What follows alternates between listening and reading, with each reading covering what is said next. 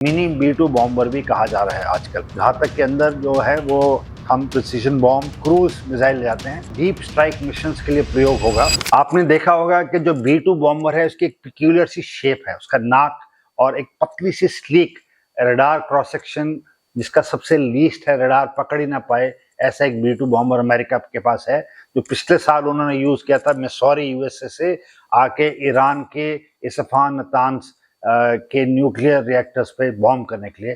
उसी शेप का एक unmanned combat air vehicle UCAV Bharat ने भी निर्माण किया है, हमारी DRDO ने। उसका नाम है घातक। आइए घातक के बारे में बात करते हैं। घातक ये एक डीप स्ट्राइक मिशंस के लिए प्रयोग होगा। ये एनिमी के एयर डिफेंस इक्विपमेंट को सप्रेस करने के लिए प्रयोग किया जाएगा।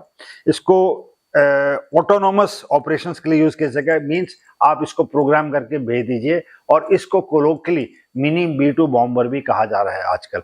तो इसमें कोई टेल नहीं है पीछे की, आप अगर इसके चित्र देखेंगे, और एक स्मूथ ब्लेंडेड बॉडी है। सबसे अच्छी बात यह है कि इसके अंदर जो इंजन लगा है वो भारत में अपना निर्मित है, कावेरी।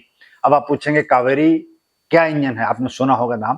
कावेरी वो इंजन है जो भारत की GTRE ने, जो DRDO की ऑर्गेनाइजेशन है, तेजस LCA के लिए इंजन बनाने की कोशिश की। अब ये इंजन तो उतनी पावर का, क्षमता का बना नहीं, तो ये 58-59 किलो न्यूटन तक आके रुक गया। और जो रीहीट का जो इसका वर्टिकल था, वहां तक ये उतनी पावर नहीं दे सका। तो भारत ने इसको डिसाइड किया कि इससे हम अनमैन्ड कॉम्बैट एयर व्हीकल बनाएंगे, और ये इंजन, कावेरी इंजन, अब इसमें घातक में लगा दिया है।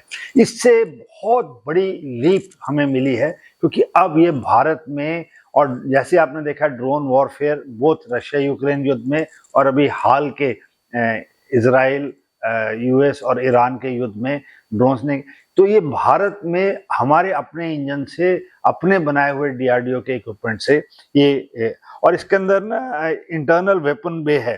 तो ये इसके अंदर जो बॉम्ब्स हैं वो हमें बाहर नहीं लगाने। घातक के अंदर जो है वो हम precision bombs and cruise missile ले जाते हैं। इसलिए ले जाते हैं कि अगर एक्सटर्नल बॉम्ब लगाएंगे तो उसका रडार क्रॉस सेक्शन एरिया बढ़ जाता है और ये पकड़ में आते हैं, इसीलिए इसके अंदर इंटरनल बॉम्ब्स हैं। तो ये फुली ऑटोनॉमस है। जैसे मैंने अभी इससे कहा, लोग पूछते हैं फुली ऑटोनॉमस क्या होता है, तो इट मीन्स इसके अंदर take, navigation, strike, return, तो ये ऑटोमेटिक हो जाता है सब कुछ।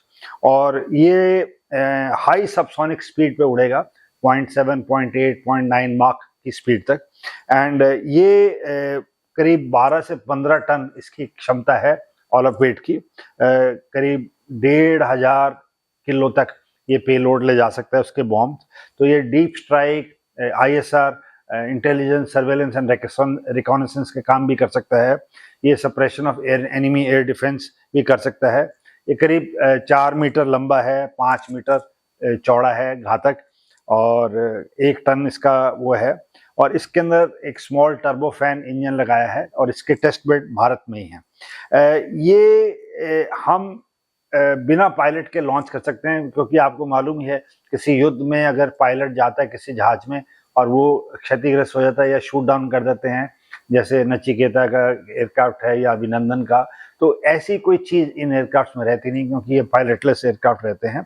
और ये जो एनिमी के पास एयर डिफेंस इक्विपमेंट है, चाहे HQ-9 है, चाहे HQ-16 है, या टिपिकली S-400 टाइप कोई इक्विपमेंट लगाया हुआ है, तो ये उनको क्षमता को टाइड ओवर करने के लिए इसमें कैपेबिलिटीज हैं। ये जो भारत ने घातक बनाया है, जो स्टेल्थ UCAV है, इसके जो कंपैरिजन है, लोग पूछ रहे थे मेरे से पिछली YouTube में कि सर इसका कंपैरिजन बताइए। तो USA के पास जो इसका मिलता जुलता वर्जन है उसको X-47B कहते हैं, और रशिया के पास S-70 है, S-70। और जो चाइना के पास है उनका एक UCAV है, उसका नाम है sharp sword. So India is now entering a unique elite stealth drone club, and initial proposal है ये 60 बनाने का घातक्स, बट उसके बाद और बढ़ेंगे। तो आप विजुअलाइज कीजिए, एक जहाज उड़ रहा है, उसमें कोई टेल नहीं है, स्टेल्थ जैसा लग रहा है, टोटली एंड टोटली भारत का निर्मित है। उसके अंदर बॉम्ब्स हैं जो रडार पकड़ नहीं सकता है, एनिमी की टेरिटरी में जाता है और स्ट्राइक करके वापस आता है। और अगर गलती से अगर उसको वो कर दिया भी जाता है, अगर मतलब ट्रैक करके, और अगर उसको हिट भी किया जाता है तो उसके अंदर कोई पायलट नहीं है। तो ये सारी जो क्षमताएं हैं भारत अपना ऐड कर रहा है। इसके बारे में आप मुझे देखते रहिए, क्योंकि मैं जैसे घातक ऑपरेशनलाइज होगा उसकी और क्या इंटीग्रेशन होंगी स्वॉर्म के साथ, और जो 6th generation fighter aircraft Bharat सोच रहा है बनाने के लिए, उसमें मैन्ड अनमैन्ड का कॉम्बिनेशन होगा, उसमें घातक क्या रोल करेगा आने वाले दिनों में, इसके ऊपर मैं आपसे बात करूंगा। बने रहिए, देखते रहिए मेरे साथ। Thank you very much and जय हिंद।